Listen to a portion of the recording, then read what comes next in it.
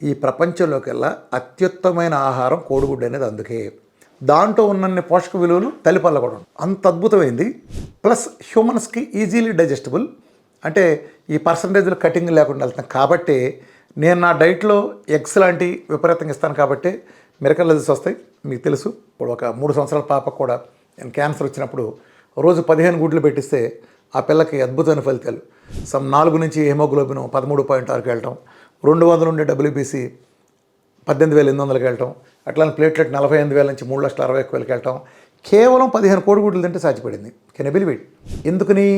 కొత్త మజిల్ అందుబాటులో, కొత్త టిష్యూ అందుబాటులో ఉంటేనే రీప్లేస్మెంట్ జరుగుతుంది.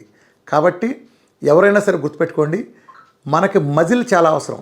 మనం ట్రైగ్లిసరైడ్స్ అనే ఫ్యాట్ని తగ్గించుకోవాలి, మజిల్ పెంచుకోవాలి.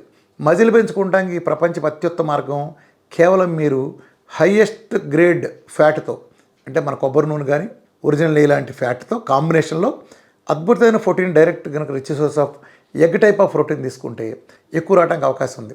నిజాన్ని మీరంతా సోరియాసిస్ నా దగ్గర ఎలా తగ్గుతుంది మిరకిల్ అలానే ఇది అనుకుంటారు కదా, వీటన్నిటికి సమాధానమే ఇది. ఒక ప్రాణం తీసే జబ్బుని మనం అవలేలగా ఒక తక్కువ పీరియడ్లో ఒక 2-3 నెలలు, 4 నెలలు, 5 నెలలు, 6 నెలలు, లేదా అవసరమైతే ఒక సంవత్సరం పీరియడ్లోనూ ఒక జీవితంలో ప్రాణం తీసే లేదా ప్రాణాంతకంగా వేధించే సమస్యల నుంచి బయటపడాలంటే ఈ చిన్న సాక్రిఫైస్ చేయక తప్పదు. ఇది మన దాంట్లో తగ్గటానికి మాలుండే రహస్యం.